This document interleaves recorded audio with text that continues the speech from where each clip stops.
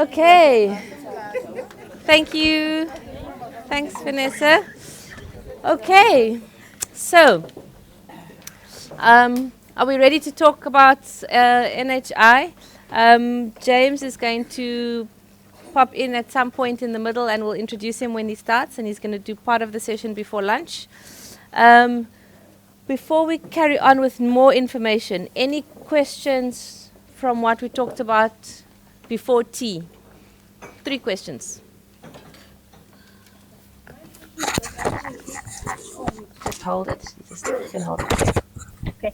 My question, I think you did touch a little bit, but wasn't quite clear, is that I worked at the TB room.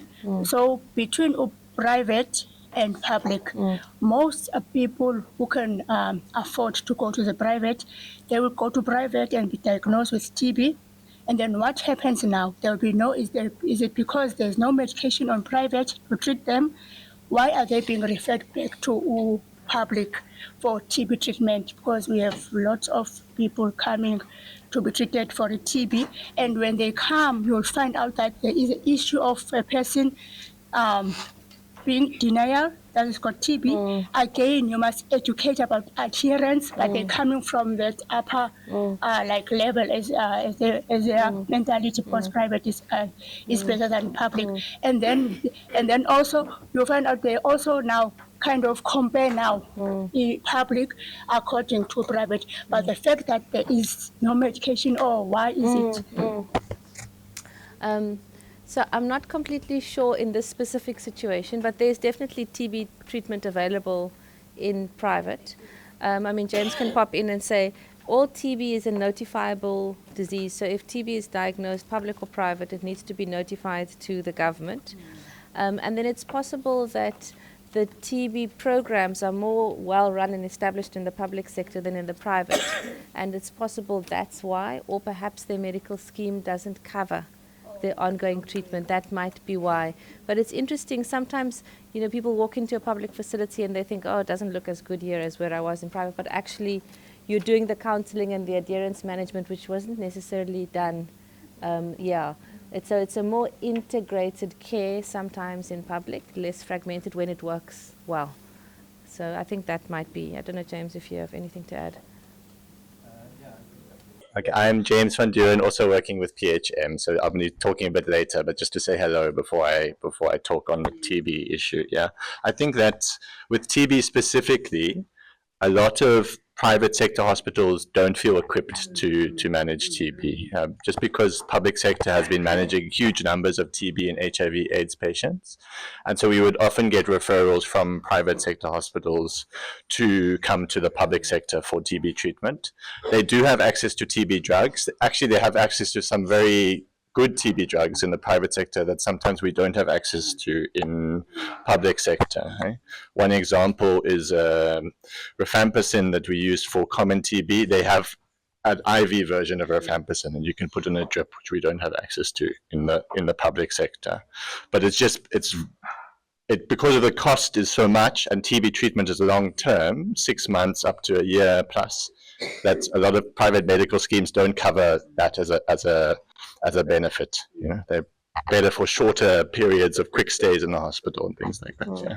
We've heard at the facility they were asked that people can access birth control at the GPs. Is that true, or must people pay for it, or you can just walk in like you walk into a public facility and you get it for free? Not to my knowledge. At the moment. Yeah. At the moment, birth control, she's asking about, can you get birth control at GPs? So you can get prescribed birth control from a GP, but the same way that if you get prescribed your flu medicine from a GP, normally you have to pay for the extra. Yeah, but it looks to me, my understanding of what she said, is that you can just walk in and it's covered. It could be that might be a program that might be coming under some of the NHI pilot tests. So we'll talk about that as we come to it, the role of GPs within the new system. I'm going to take 2 more questions and then, okay, 1, 2. What informs the Treasury's decision to cut services that are hurting the poor? And It's like I don't know. It seems as if they can't be held accountable for what they are doing. Yeah. I'm going to hold that and take the last question and then speak to that issue. My question is about the tax. Yes. There are so many taxes written Yes. there. So I don't see the industrial tax. Is there included there? Can you differentiate those taxes? Okay. Okay. I'll try. I'm glad that James is here as well. So James has got an interest in public health. So I'm a surgeon, so this is all stuff that I know from my activist work. So first of all, on the okay, one more. I wanted to ask, will people pay more tax? Aha. We don't know yet, but that's one of the things we're gonna talk to. So on the issue of why did they make the decision to cut the health and education budget? I will give you the explanation as it's provided by Treasury, a summary version of it. Essentially, South Africa has a huge debt, huge public debt. So when you look at everything that's paid for by government, I don't know if you've seen when the budget comes out, those pie charts. The biggest expense on that pie chart is education. And next afterwards is health. Then you get things like water, infrastructure, basic service, and so on. But what they don't show you on that pie chart is actually the biggest expense is debt repayment. So the country has a lot of debt. So they show the chart without the debt part. They say after debt repayment, what we have left, this is what we use. But actually the biggest expense from our government treasury is servicing the debt. Some of that debt is foreign debt, some of it is local debt. A lot of that debt came from the apartheid times because the new democratic government took on the apartheid debt as though it was their own debt. And many, many activists said that they should not have done that. They should have said, actually, we did not benefit from that debt and we didn't decide on that debt and we're not going to honor it. But unfortunately, it was part of the negotiated settlement. So we've got a lot of debt. That's the one reason they say. The second thing is that the economy has been going a little bit down in terms of growth after COVID for various reasons. And the economy is how tax and things come in. And if that is going down, then the amount of tax that we can get in also gets less. So they are saying that Treasury cannot afford to pay so much for the big public expenses like health and education. And one way to decrease the amount of debt that the country is in is to decrease what they pay for health and education. So that's the argument coming from Treasury. It's a very capitalist argument because it's putting a financial bottom line over people's lives, fundamentally. The counter-argument from economists that are looking at it from a different perspective, which is not just about profits and the bottom line, is that if you invest less in things like health and education, you have fewer jobs, first of all. So have you seen this thing about the pension payouts? So they're encouraging people to take pension early and to take out their money. And they're also encouraging, so we have lost a lot of health workers also because of this pension system. So they're encouraging people to come out of the public sector employment because they don't want to pay for so many jobs. But if you do that, you increase the unemployment rate. So you've got this crazy situation. We have huge health needs. We have health workers that want to work. And we have an unemployment problem. If you employ more people, other economists, progressive economists say, if you employ more people and you invest in social services, you can grow the economy because you put resources into communities. So it depends on the economic philosophy that's governing the ruling, the people in Treasury, essentially. And the current economic philosophy is quite a conservative economic philosophy, which says that we need to reduce our public debt, we need to reduce our public wage bill. Have you heard that in the media often? That's a very, these greedy public sector workers. The public wage bill is our nurses and our teachers and our police. Those are the people that they're talking about when they are cutting back on that. So it is a bigger macro political economic issue. But those are some of the reasons that are given. And that's why if you are working as a health leader in your community, the budget is really important. Because understanding why you don't have 3 nurses anymore, you've only got 2. That clinic gets a budget and they have to come in on that budget. And if the budget gets cut, they only have 2 nurses. So, and then when it comes to tax, that's what I'm going to talk to now. So we're going to talk to that. I missed another question. I can't remember. Anyway. So it looks like you're overwhelmed by the so don't be overwhelmed, because whenever this afternoon we'll do a little bit more of this work and James is going to lead that. So when we act, we can act at the local level, just at our clinic level, and we can understand the budget at our clinic level. So our health committees, for example, we can say to them, okay, explain to us how the budgeting process for this clinic works, right? And you can situate that within the whole policy. Not everybody is going to campaign around every single issue. You are going to know in your heart the thing that you are most empowered to work on. And that could either be in your local community, or it could be around TB, or it could be around national policy. But it's helpful to understand the national framework so you know where you're in that system, if that makes sense. Okay, so that's the point of this. So tax comes from different places. I think industrial tax falls under corporate tax, I would say. So this is the tax that companies pay. So company tax rate is around 32% at the moment. Income tax is the tax that people who work pay. If you earn more than a particular amount of money per year, then you will pay tax on that salary. So all public sector workers pay some tax. VAT is what is on most goods and services and most foods, except for a few that are VAT exempt. And then there's a tax also on petrol and fuel. So of these taxes, some of them tax everybody, and some of them tax people who are employed, and some of them tax companies. South Africa is famous for a number of things. One of them is that we remain the most unequal country in the world. What that means is that the gap between the rich and the poor is very big.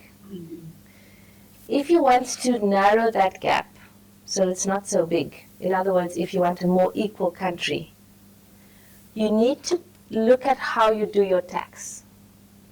So if you wanted to make the country more equal, which tax do you think should go up? Corporate tax and probably income tax as well. Okay. Yeah. But yeah, income tax also affects working class people, that's true. But corporate tax should definitely is one of them. If you increase VAT, it's affecting the rich and the poor in the same way. So you need to look at a tax that's going to improve equality in the country, and that has got to target a particular group. And that's what we call a progressive tax. So it's possible that the NHI plan will require more taxation. But as activists, what we need to say is that tax needs to be a progressive tax. So you need to target a tax that looks at targeting the rich rather than everybody. So we don't want VAT to go up in order to fund the health system, because that's just going to put the tax on the same people who are currently paying. Does that make sense? So that's kind of why I wanted to talk a little bit about tax. And then before we get to the NHI plan, there's a little bit more around the financial relationship between the public and the private health systems. So the one system is a lot richer than the other system. And the reason that happens is because the way our society is structured, there's a constant flow of money from the public sector into the private sector. I'm sure you're going to say I'm crazy now. There's no way that's happening. Because how can we be funding from the public to the private? Does it make sense? I mean, why would our government do that? But it is what is happening, right? So the biggest employer in the country, who's the biggest employer in the country? Employs the most workers. Government. Government is a huge employer, about 1 million plus workers. The government employees are all provided with a subsidy for medical scheme, for private medical scheme. Do you know about that? Yes. Yeah. So it's a little bit crazy because as a public health worker in the public system, I am subsidized to buy private health care. Like that doesn't make a lot of sense. But the same for teachers, nurses, police officers, everyone. Now, when we say a subsidy, it actually means that we are taking some public money and we are saying to workers, use that money to buy private insurance. So there's actually money that's moving from the public to the private, right? So that's one way in which the private sector remains so powerful and so strong.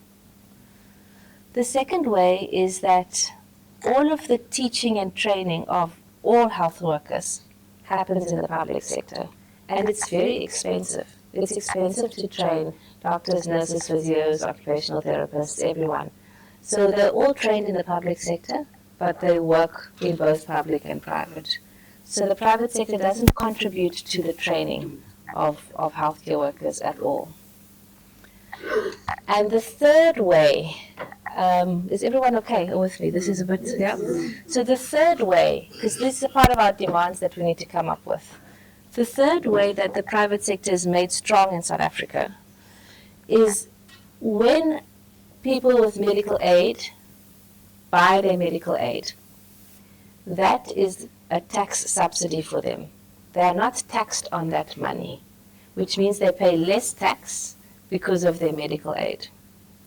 So you're like, okay, but that's fine because medical aid is expensive and we can understand that people need to do that.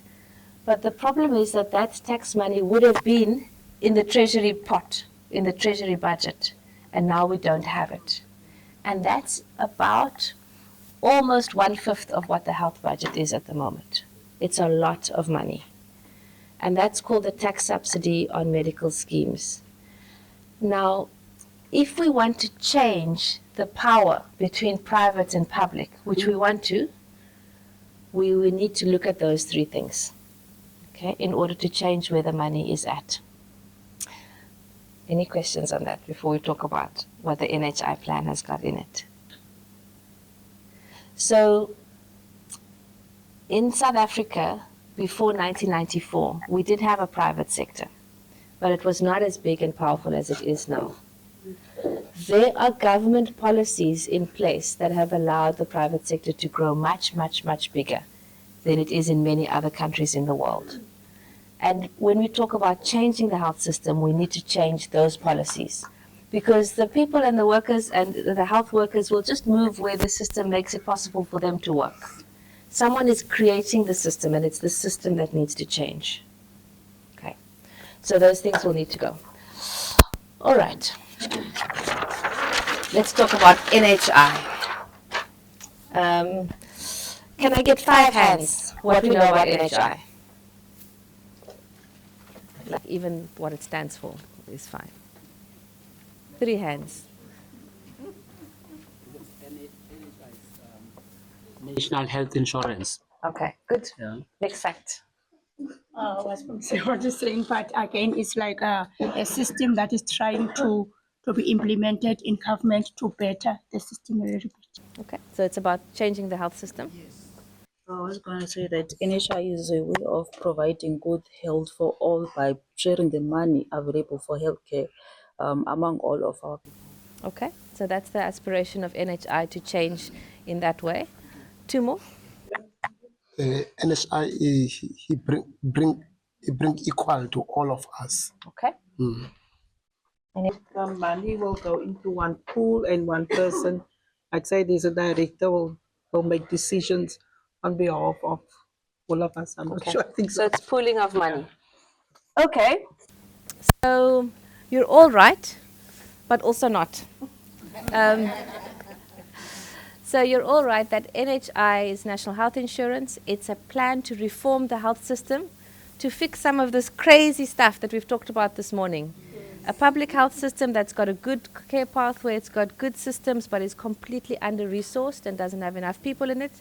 and a private health system that's really based on hospitals. It's very curative and is very expensive, but only helps a small percentage of the population.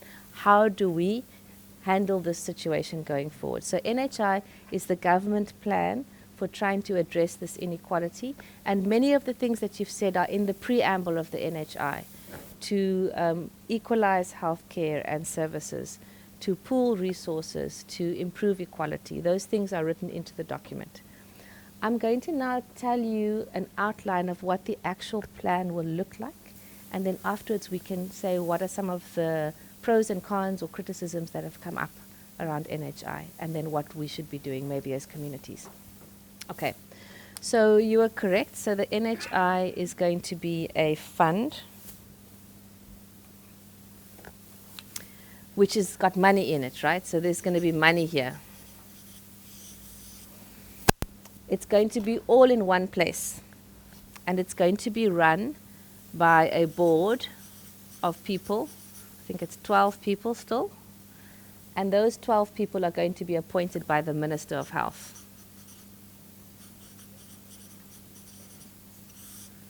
For some people, there are a few red flags already. It's like quite a lot of power for one person. But yeah, at the moment, one guy gets to make this call. The NHI fund will have a number of committees.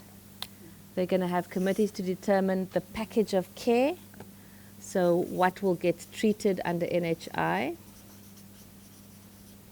There'll be a committee for consultation, advisory committee with health workers and communities like ourselves. There's going to be a committee on pricing, and there's going to be a committee on people who've got complaints and issues with NHI.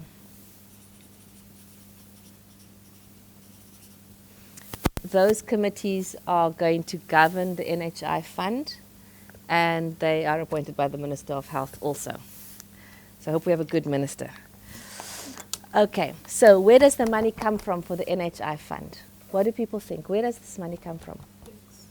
Yes, so it comes from the tax, which is the health budget, which is still around 260 billion currently, though it's been growing at lower than inflation, and we know we had a budget cut last year, so that's the one place. And then there are some funds that come from things called conditional grants, like grants around TB, HIV, which are national grants. So those are also tax-based conditional grants, which is also from tax. So that's going to go into here.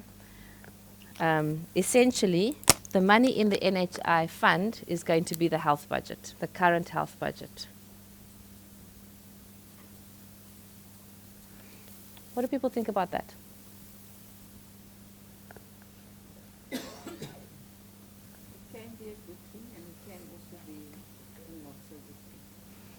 Mm-hmm. So I was very disappointed because I'm like, it's the same money. So it's not more money at the moment. There's no private money that's going to go into the NHI fund. It's all public money. So this is going to be the same money that we have on health expenditure now. Maybe there will be another tax. Maybe there's going to be a tax to add into here. I don't know. That will potentially give us more money for health. But at the moment, the NHI fund will be the same money that is in the health budget. All the bits of money that's in the health budget will be in the NHI fund. Okay. So we're all together so far. I know, disappointing. So we're not going to go to the private hospital groups and tell them to put their money in the fund because we don't have control over their corporates. So they are still on their own. But this money will be our NHI fund. But instead of the health budget falling under the Department of Health, it's taken out from the Department of Health and it's put as its own thing called an NHI fund. So this NHI Act that we know that was signed off when the president was looking for a pen. You remember that? Then he found the pen. This NHI Act has given the legal framework to create this new fund.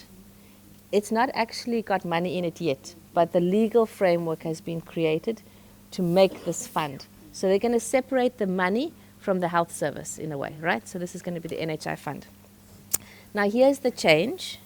This NHI fund is going to buy health services or pay for health services, and those health services could either be in public or in private. Okay, so that's a change.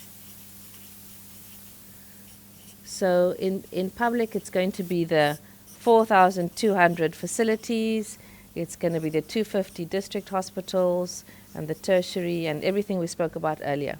So the NHI fund is essentially going to continue to pay for all of these things which the health budget currently pays for. Because, you know, tomorrow Gugulethu CHC can't not have a budget. So that will still continue to come from the NHI fund. But the NHI fund will also be able to buy from private, okay? And it could buy from GPs and it can buy from hospitals. So that's going to be a new thing. Before, the public health budget was only used for public health facilities. Now we can use the public health budget in private or public facilities. Okay. And this is what people were quite excited about, because you saw some videos around the elections that if you've got an NHI card, you can go anywhere.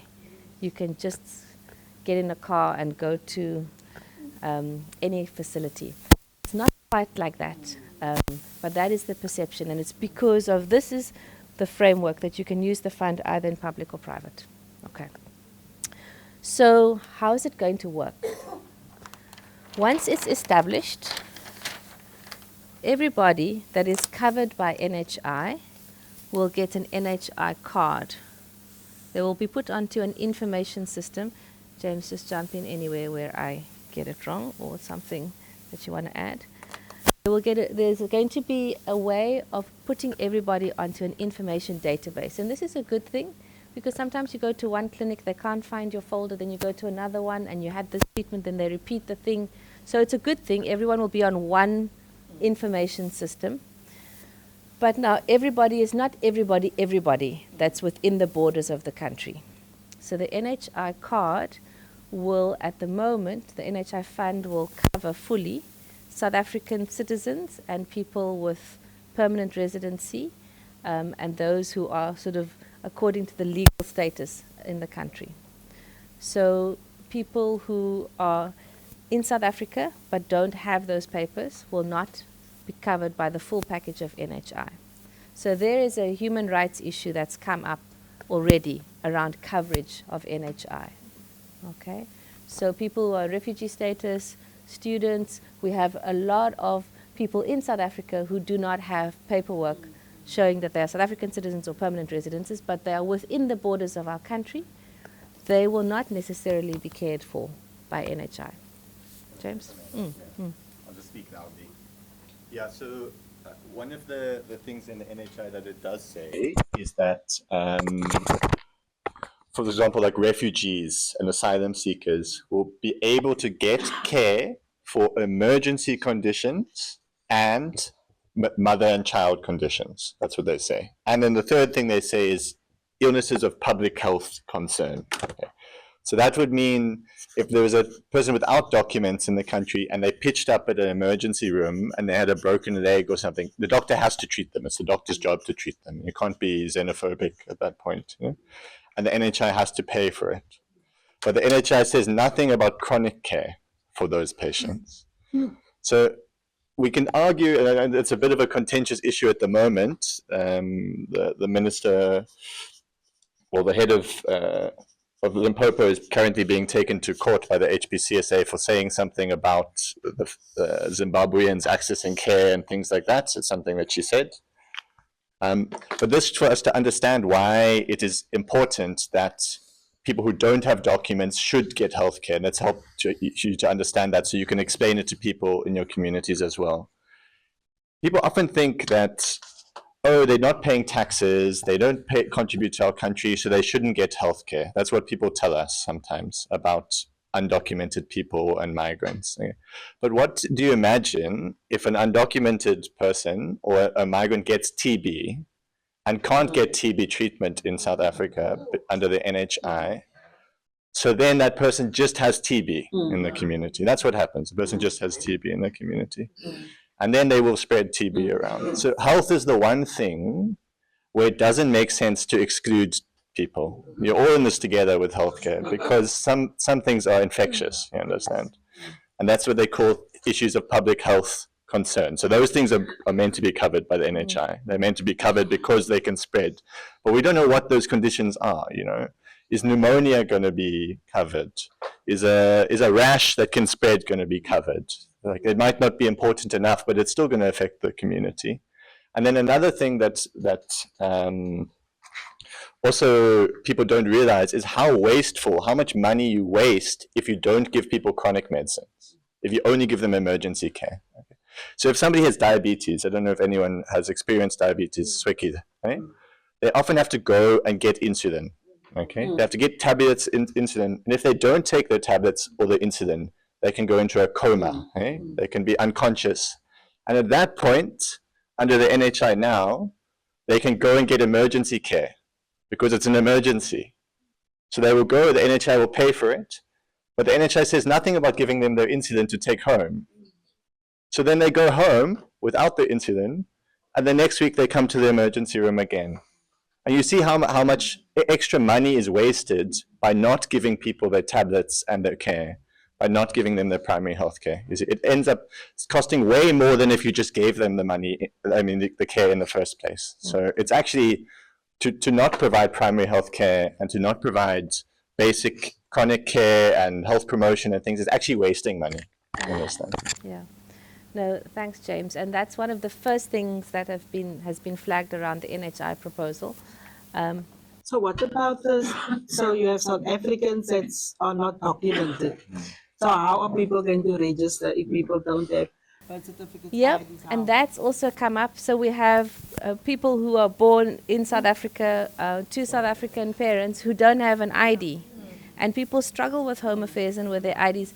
So there's a whole terrain of struggle just around who's going to get the NHI card, yeah? And everyone will have a different position, perhaps, on what we think about undocumented migrants in our country. But as People's Health Movement, our position is that everyone within the borders should be covered.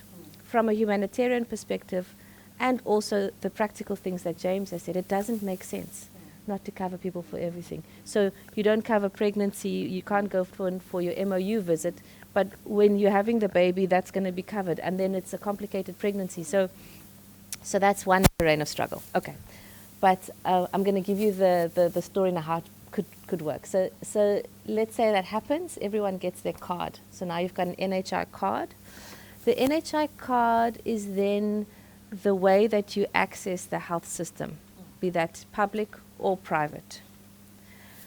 You will still need to follow the pathway of care, the care pathway that we discussed before, which is primary, secondary, tertiary. And you will still need to follow the care pathway within your geographical area. So where you live, you would look at what is our primary care, secondary, and tertiary. But there will be some instances where some of that primary or regional or tertiary care might be in private as opposed to in public. But you will not be able to take your card and choose, I just want to go to this place instead of that place. You'll need to follow the same care pathway as has been outlined before. Yes.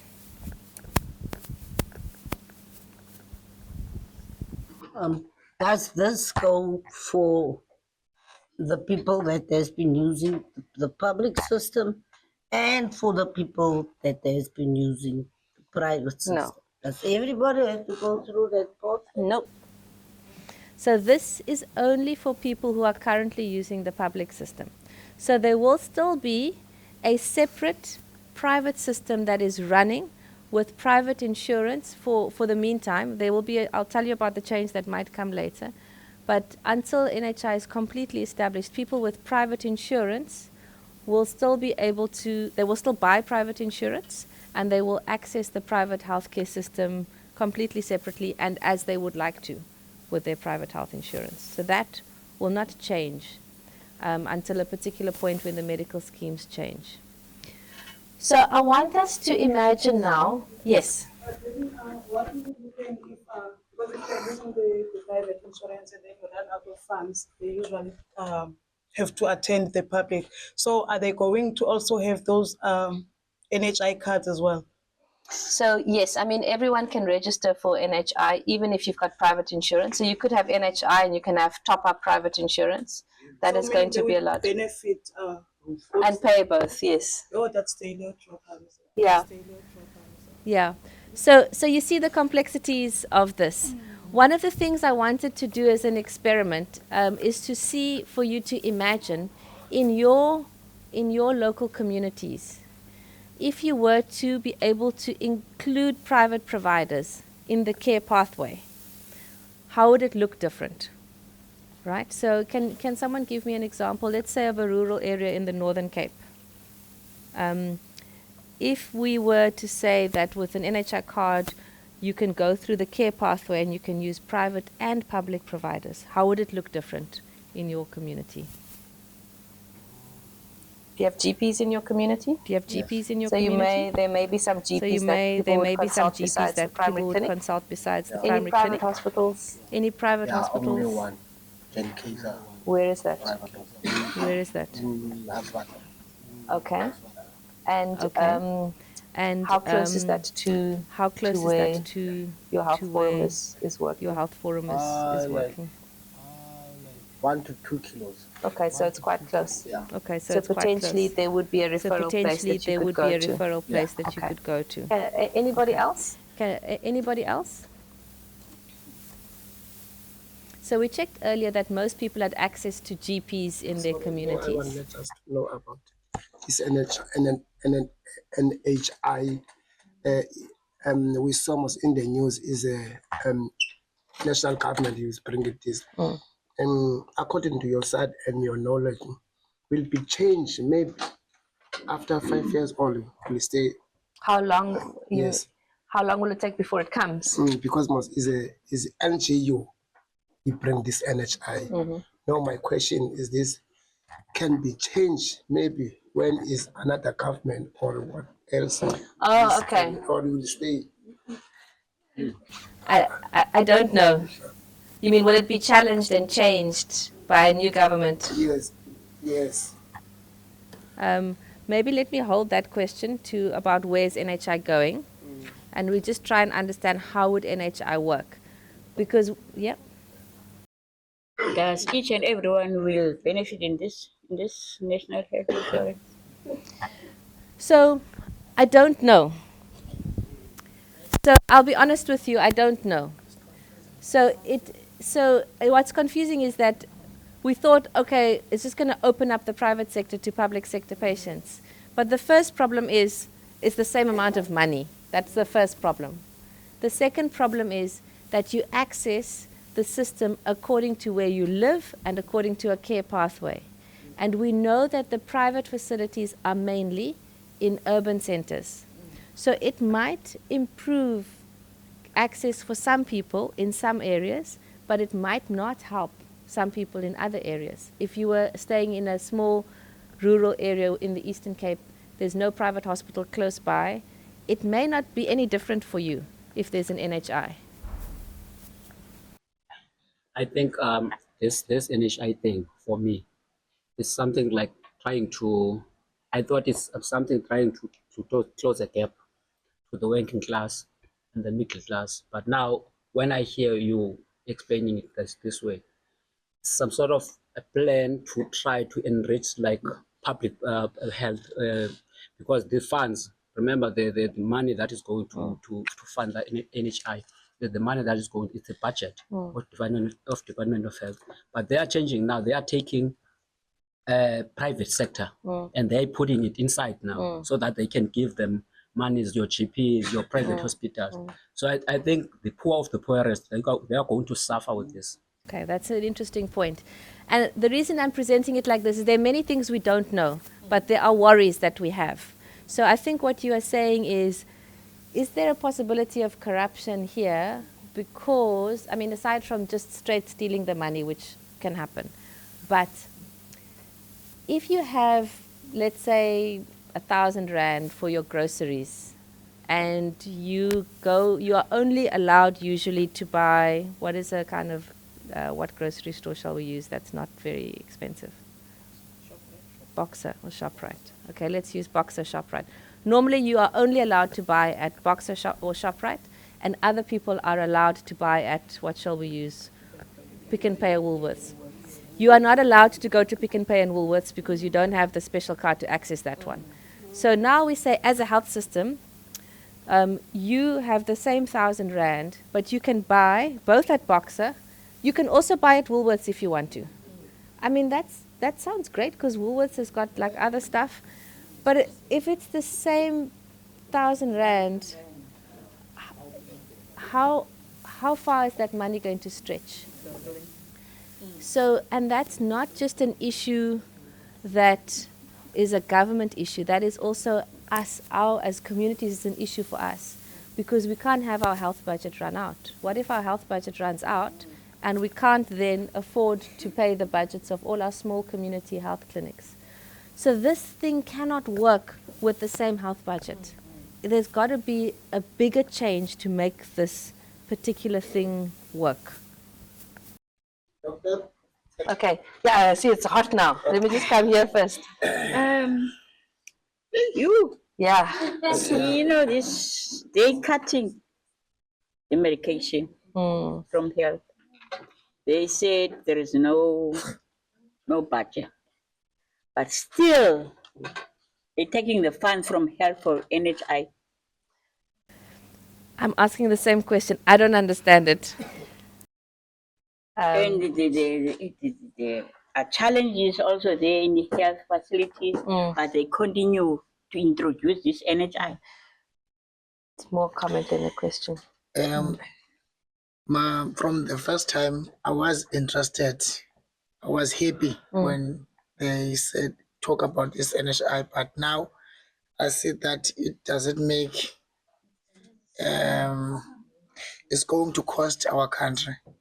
You know, when you say that you will go there only you have got an emergency, it's confusing us. Okay, so that's only for people who are undocumented.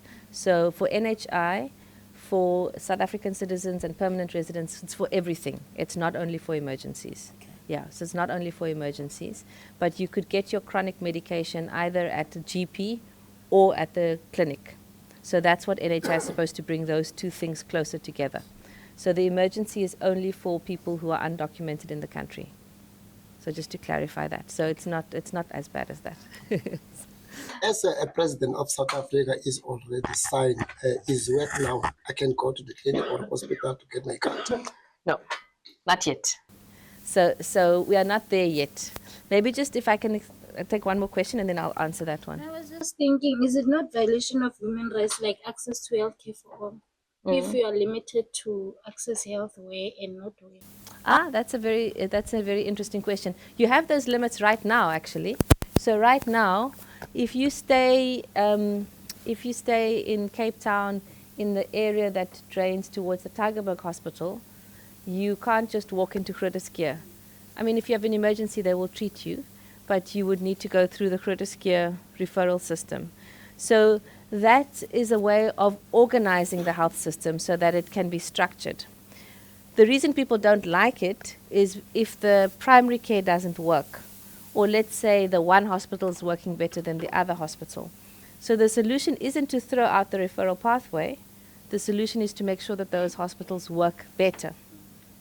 So our concern, so we are very happy that the government is trying to change the health system because you can see it needs to be changed. There's no doubt. We are also very happy that government wants to try and find a way that the public and the private sectors are not so far apart, because we need to do that. We are asking questions about how they're going to do that. So if we just take the health budget as it is now, and we say that people can use either system, it only helps if there is equal distribution of private healthcare throughout the country. And there is not equal distribution of private healthcare throughout the country. So we have to improve the public health system. NHI cannot work without a strong public health system. It's not possible to do. We have to have All our clinics must have extra staff. They must have proper infrastructure. That's where we need to start to really build our health system. And in order to get the money for that, we have to say, where are we losing money at the moment and how do we bring that back? I don't know if that is making sense. So some of those plans are within NHI, but some of them are not there. I had a question actually for the whole house. This NHI is going to be 12 people have been selected by the health minister. They must get paid. And budget cuts have been affecting us for quite some time now. And if they're going to pay for private and public sectors, and they are still cutting money from the health budget, I mean, how are they going to cater for all of these things that are going to affect us? And for how long is it going to take us for us to access it? Yeah. So in terms of timelines, because I think a lot of people have asked that, right? So, and James can also come in here as well. So the NHI has been talked about since 2007. And then the white paper came out in green paper in 2011, and the white paper, I think, in 2018. Anyway, it's taken a long time to get to this point. The next step is probably going to be to create the information system, to create the cards. So that doesn't exist. You asked, can I go now? No, because it's not set up yet. The arrangements between public and private have not been done. And there's an important process called accreditation, which hasn't happened. So if you are wanting, let's say you are a private GP and you want to be part of the NHI fund, you have to apply and you have to be accredited. In other words, they have to check that you can do what you need to be doing, either a private hospital or a GP. That process must still happen. It hasn't happened. Even the private hospitals have to be accredited. Even the public hospitals have to be accredited. And the people that need to do that accreditation, when they've looked at our public hospitals, they've said the public hospitals are not good enough. Most of them, 95% of them, don't pass the accreditation for NHI yet. So there's a lot of work to do before we can see the implementation of NHI. I don't think we will see much in the next 2 to 3 years. Maybe after 5 years, we might start seeing some of the GPs might come into the system. So the one part of the NHI proposal that I think is maybe going to help quite soon is bringing community GPs into the health system. Remember I asked you how many of you have got GPs in your areas. So many communities have got community GPs. And if those are brought into the primary healthcare system through NHI, I think that will make a difference quite quickly. And maybe, if best case scenario, in the next 4 to 5 years, we might see that. Private hospitals are a different thing. Private hospitals are very expensive, and I worry about how much NHI money we're going to use to pay to private hospitals. So I'm very supportive of the GPs coming in, and I think we must do that. I think with the private hospitals, we have to ask about, are we not just giving a lot of profit to the private sector? Why don't we build our public hospitals? Those are the questions we have to ask. So if NHI feels confusing to you, it's because it's confusing for everybody. We all, even, like sometimes I sit and I look and I'm like, am I crazy? Like, it's the same money. How is it going to change anything? So, and then I say to public health specialists, professors in public health, and I ask them, health economists, how? No one fully understands what it's going to look like. But the way that we can position ourselves as communities is to say, we know that we need to strengthen our facilities in our communities. If NHI is going to bring money to do that, then we must support that part of it, right? So we must say, okay, is my local clinic at accreditation standard for NHI? If it's not, what do we need to have there? We need to have hot and cold water. We need to have these medications. We need to have this number of staff. So we can use the NHI plan to leverage change at our local facilities. So we can look at that accreditation framework and say, actually, NHI says we are supposed to have 5 nurses, not 4. We're supposed to have a waiting time that's this long and not this long. And I think that's how we need to start engaging with this to make it real. At the moment, it's like a national political policy decision, but it doesn't translate into changing our health system on the ground. And we are the ones that can start to ask the questions. What does NHI mean here in my local clinic? Yes, okay, fine. It's going to be nice to go to Vincent Pallotti with my health card. But right now, what does NHI mean for my CHC, for my health clinic? Because it's supposed to make that facility better. That's the whole point. It's not only about using the private sector.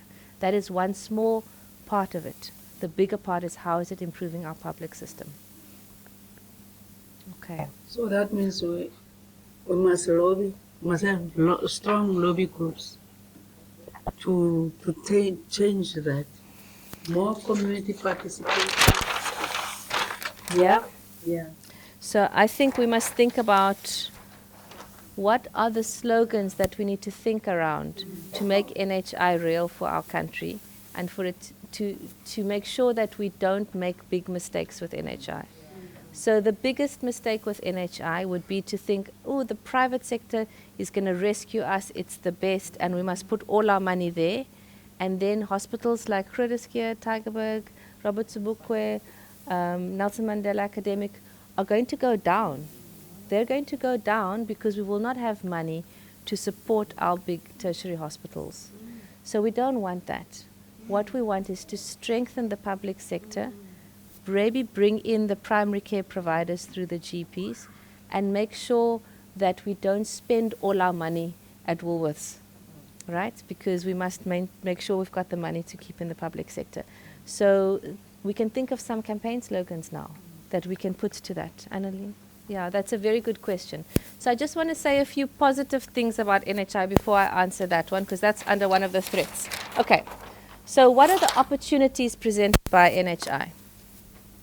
So one of the really good things, which we didn't talk a lot about, is that with the NHI plan, when it's implemented, there will be no more user fees at facilities. This 60 Rand business that we spoke about, right? So it's going to be free at the point of care, free at the facilities.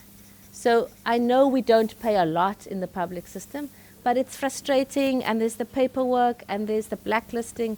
So it's supposed to be completely free when the NHI comes in. So that's a good thing. That's an opportunity. Second opportunity, maybe they're going to have a tax for the rich to increase health budget. So maybe there's going to be more money for health. Maybe. We don't know. It's possible, but it's an opportunity. Okay. Another opportunity that NHI brings is to increase primary care through GPs.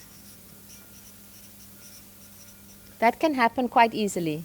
We don't need to do a lot of things to bring our GPs into our system, and it's not that expensive, okay? Because unlike a private hospital, GPs don't charge as much, as they're not as expensive, and they're not private corporates. They are individual health workers. And maybe NHI will give us policies that are the same in public and private. I don't know. It's possible. So it's possible. And then there's the information system. So there are some positives that we can look for. What are we worried about? We're worried about rural areas where there's no private sector. So rural inequality might get worse. We're worried about the power of the minister over this process. So power in one person. We're worried about spending all our money in the private sector and running out, aren't we? That's what we talked about. So expensive private. And decreasing capacity in public. So it's important for us to be able to hold both those things that we think might work and things that we're worried about at the same time.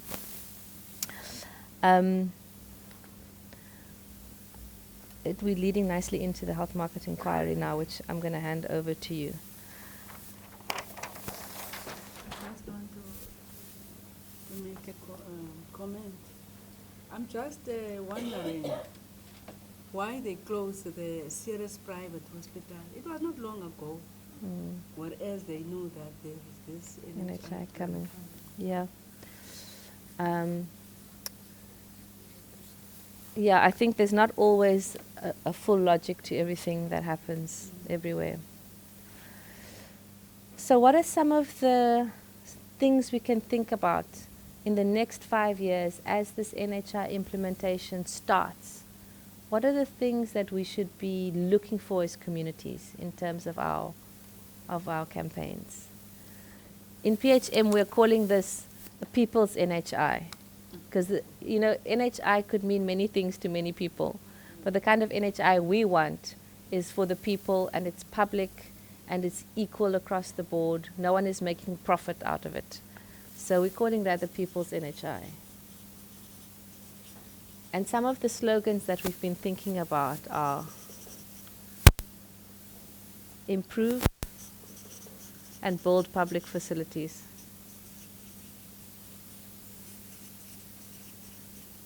Public health system. So if you think about improving and building our public health system, cutting the health budget is insane if we're thinking about NHI. That cannot lead us to an NHI, to a people's NHI, to an NHI that makes a difference. It doesn't make any sense. So you cannot cut the health budget. I suppose that's also a slogan. One of the other slogans we've thought about is no public money for private profit. What do people think about that one? That encapsulates some of the things that you were saying. This idea that, but like now we're using public money and, yeah. Any other ideas? Okay.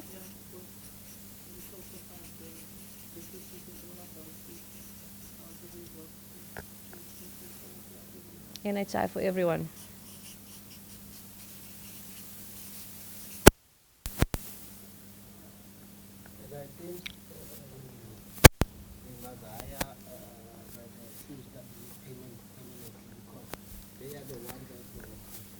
Yes, yes, I agree. So true primary healthcare model requires community health workers. And they need to be employed within the health system, recognized, formalized.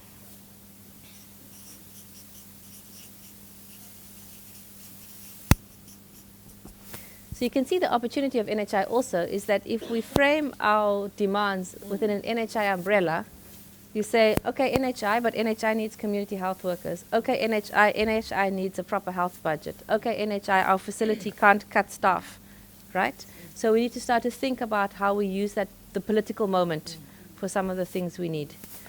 Anything else? Mm.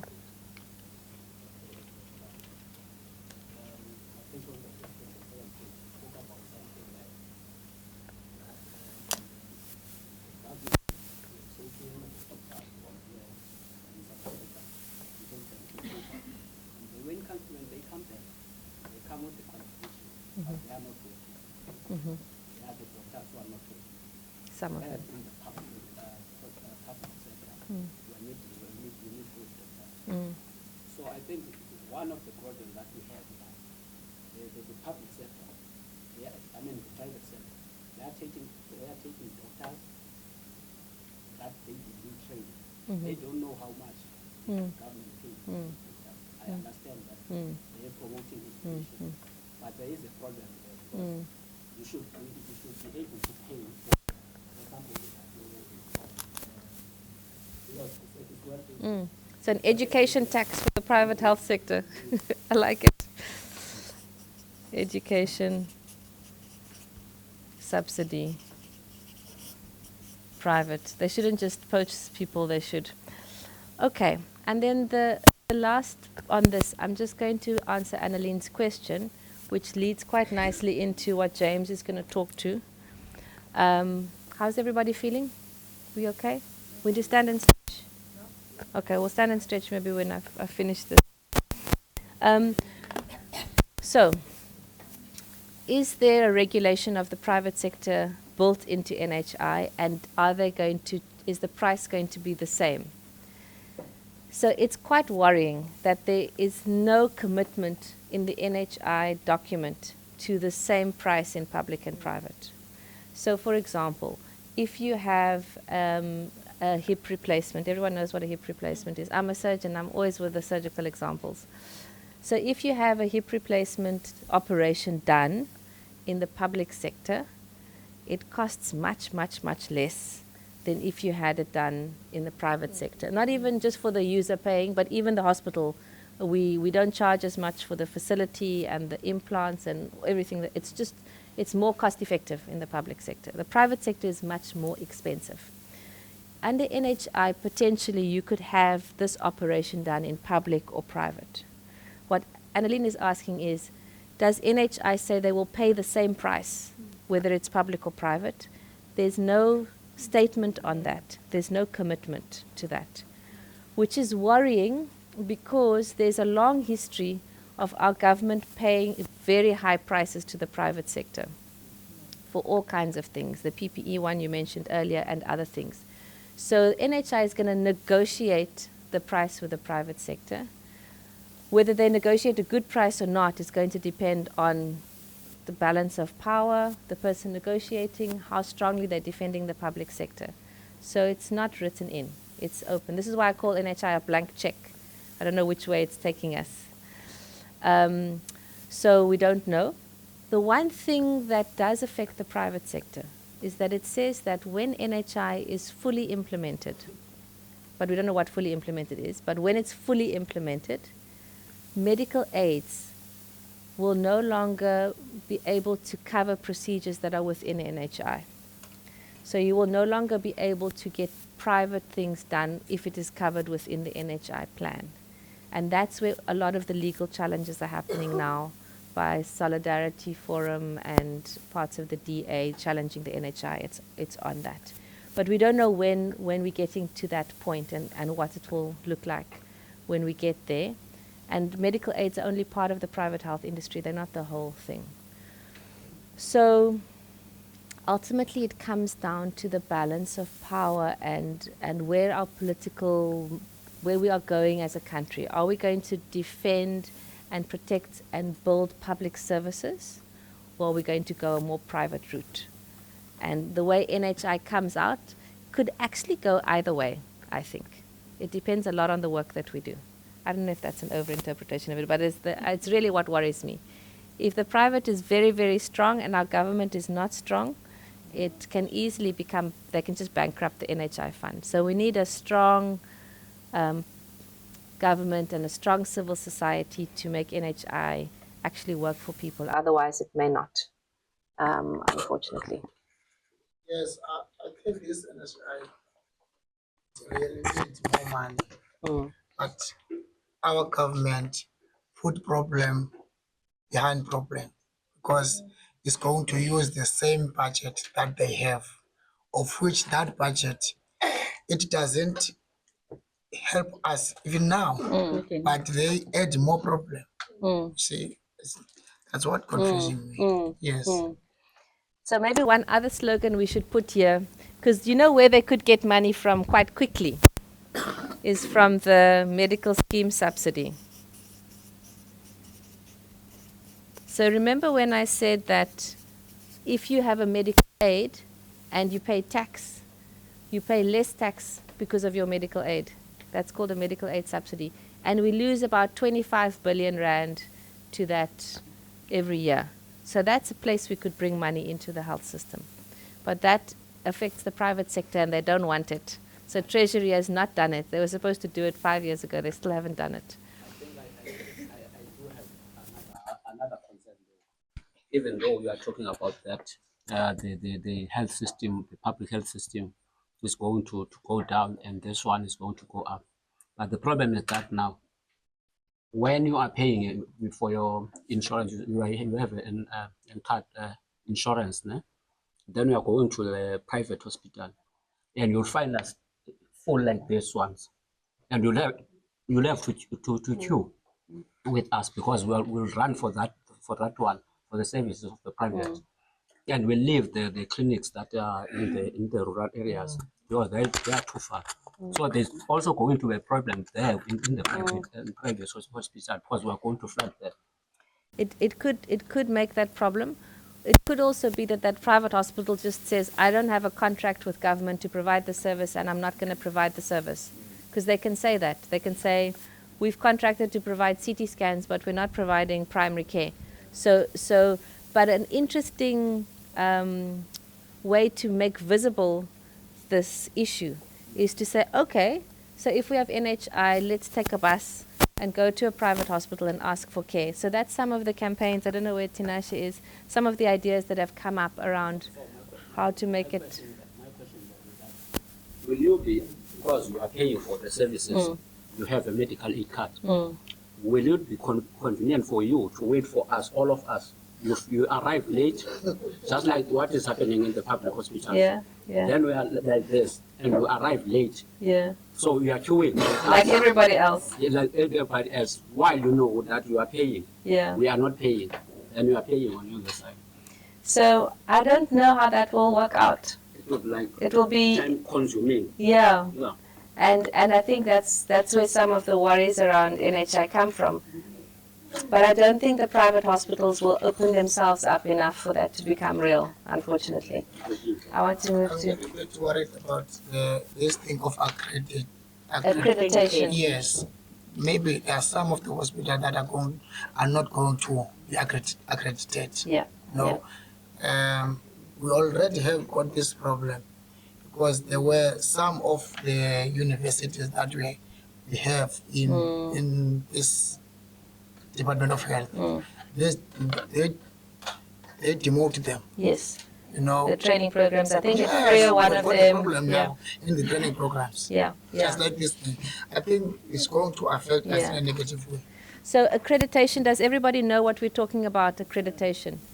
So it's the process you have to go through as a health facility before you can be contracted into, it's just all the business talk, before you can be contracted into NHI. Now, what he's saying is, I'm worried that some of our facilities are not going to make that benchmark because already now, some of them are no longer allowed interns or specialist trainees because they're not high enough standard. So that is a real concern, and we are worried about it because if you are not accredited, where are you going to get money for the clinic if it's not coming from the NHI fund? They have to be budgeted for, even if they don't meet those standards. So we're not sure what's going to be done about that. On the other hand, I think it's also a campaign tool because we can say, okay, fine, we're building towards NHI.